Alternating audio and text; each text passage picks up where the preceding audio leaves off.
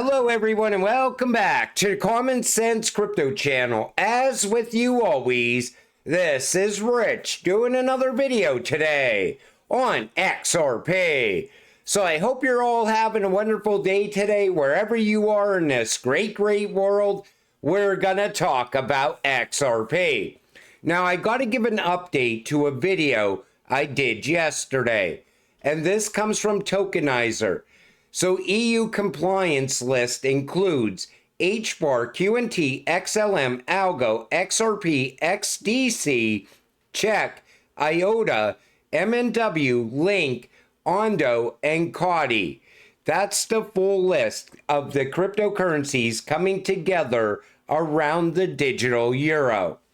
And I wanted to give that update because I know in that video yesterday, I only mentioned HBAR, QNT, XRP, and I think XDC. But that's the full list right there. You know what I like about this? Soon as this is done, you know the same thing is going to happen in the United States with the digital dollar. Same thing's going to happen in the UK, and so on.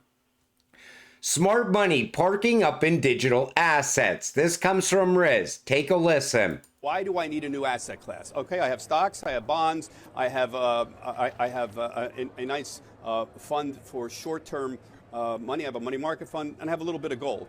Why should I add Bitcoin? Your point is diversification, lower volatility, potentially adding to returns. Those are good reasons. That's all there is to it. In other words, if you believe in modern portfolio theory, if you believe in Harry Markowitz and his Nobel Prize-winning research that says investing is as much about risk as return, we want to manage that risk. We want to diversify so that we don't have 12 eggs in one basket. We have 12 eggs in 12 baskets. Well, if I can add a new basket, if I can further diversify my risks to protect myself on the downside while preserving my potential for upside, why wouldn't I want to add the newest asset class, the first one to be invented in 170 years? Last time we had a new asset class was the discovery of oil in the 1850s. This is a wonderful opportunity to further improve the diversification, and all the academic data tells us. And what percentage are you advising at this point? Most are recommending in low single digits, 2, 3, 4, 5% allocations.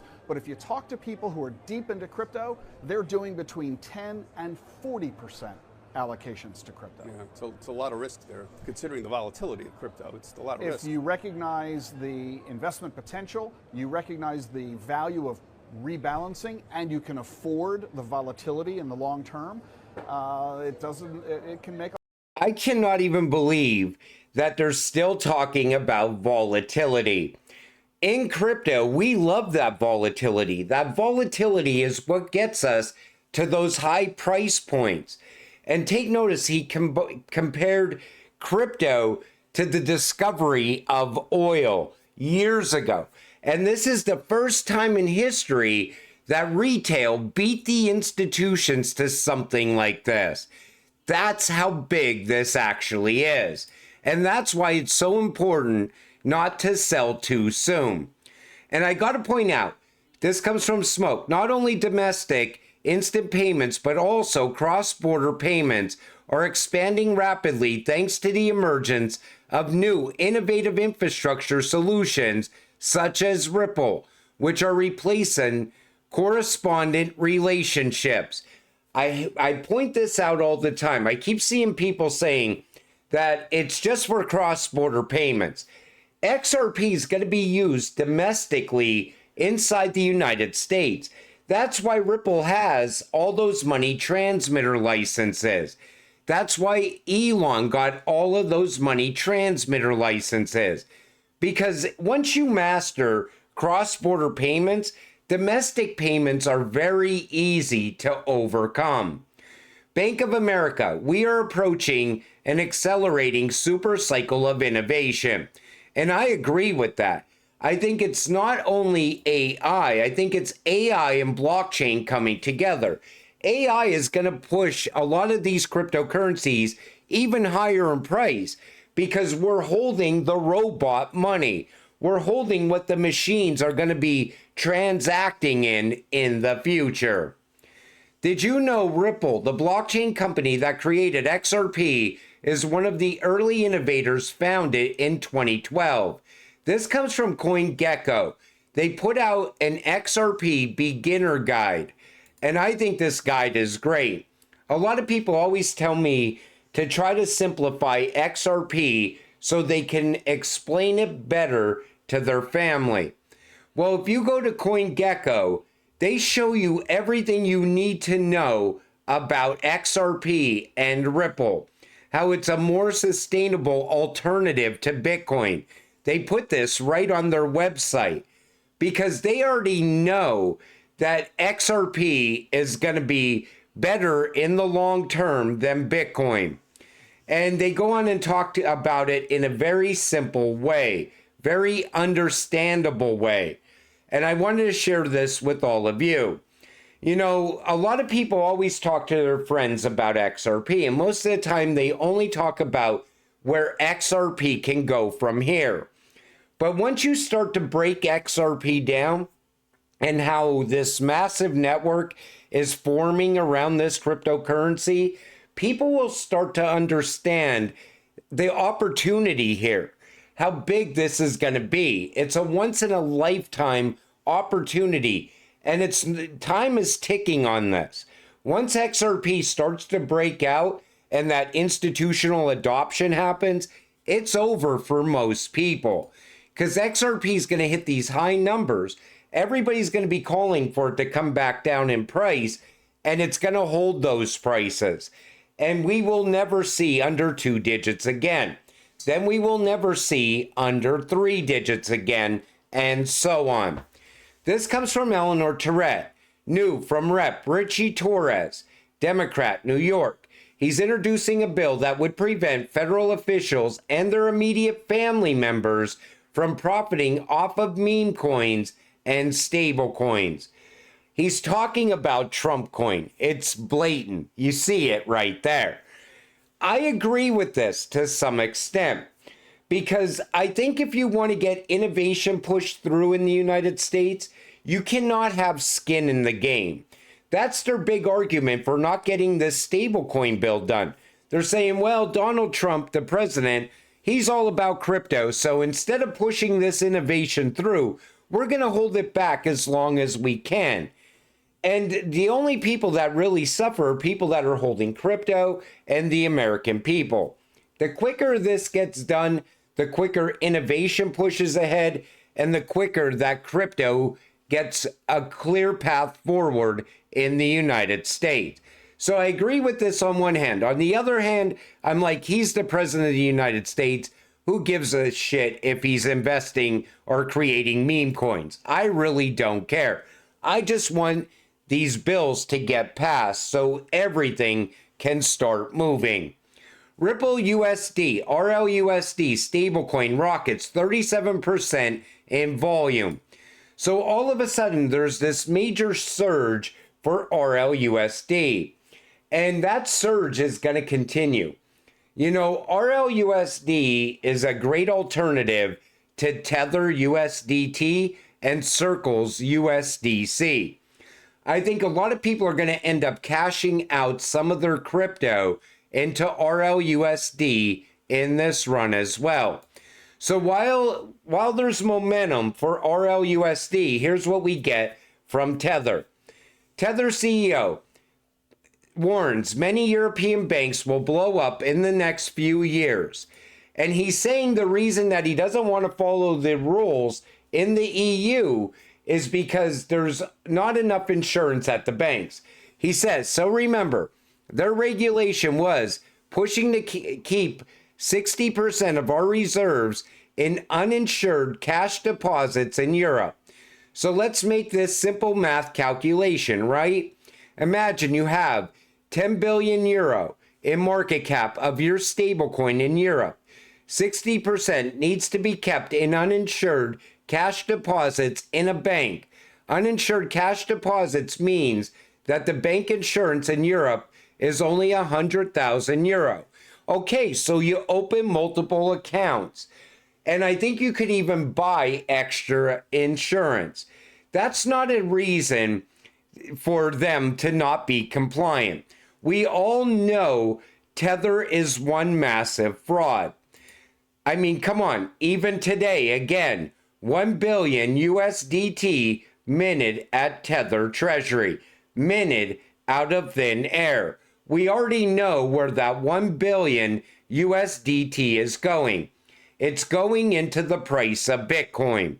That's why I always said, once Tether collapses out, it's taking Bitcoin with it. Meet the architects of the XRP ledger and the early Ripple crew.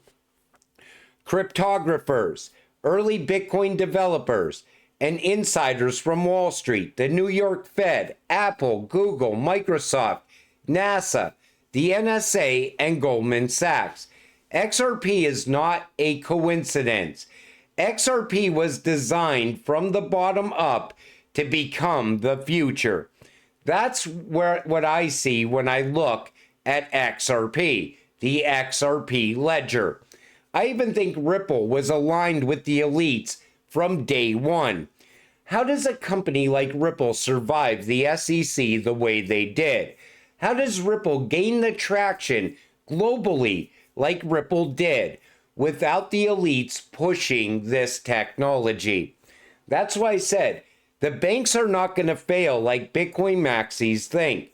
The banks are going to succeed by utilizing something that gives on-demand liquidity like XRP. All of a sudden, it changes the entire banking system forever, like an overnight event. Ripple is already on the path to replacing SWIFT. We're holding the banker's coin. What do you think our portfolios are going to look like? I can tell you right now, phone numbers. That's what they're going to look like. XRP Ledger hits 1 million payments in May, signaling renewed blockchain adoption and momentum. Once again, momentum is starting to pick up on the XRP ledger. And as long as that momentum continues, we'll start to see the price of XRP rise again. I still see people saying this cycle top is coming in July. That coincides with Fedwire. It also coincides with the deadline for crypto regulations in August. Stablecoin regulations as well. The time frame is perfect for XRP. I think we're going to see a continued run throughout the rest of this year. And if we are going to see a topping point for XRP, I think it's going to come in early 2026. The good thing is, by then, I think we're already going to see a lot of institutional adoption and utility pushing the price of XRP. So the major crash that everybody's calling for, I don't think it's going to be a major crash. Sure, there could be some sort of pullback on XRP. Maybe it drops 10-20% from its top, but I think it's going to rebound quickly with that utility pushing the price. I think we're going to see utility pushing XLM, QNT, HBAR, Algo, IOTA, ADA. I think there's going to be another handful of cryptocurrencies that are also going to be pushing up as well. I think Link is going to get some value from ISO. I also think there's some cryptocurrencies that I really don't talk about a whole lot. They're going to start to gain momentum.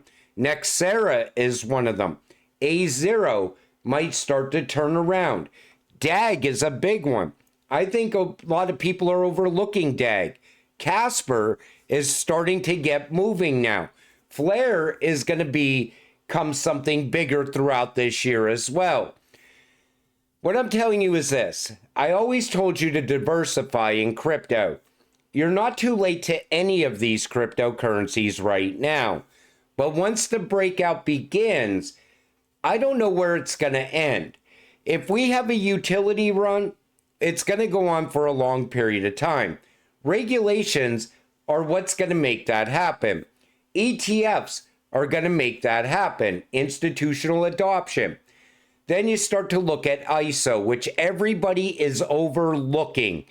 ISO is going to be a bigger deal than most people think. And I think it's going to shock a lot of people, and they're going to be admitting that they were wrong about ISO. July's coming very quick with Fedwire. Let's see what comes of that.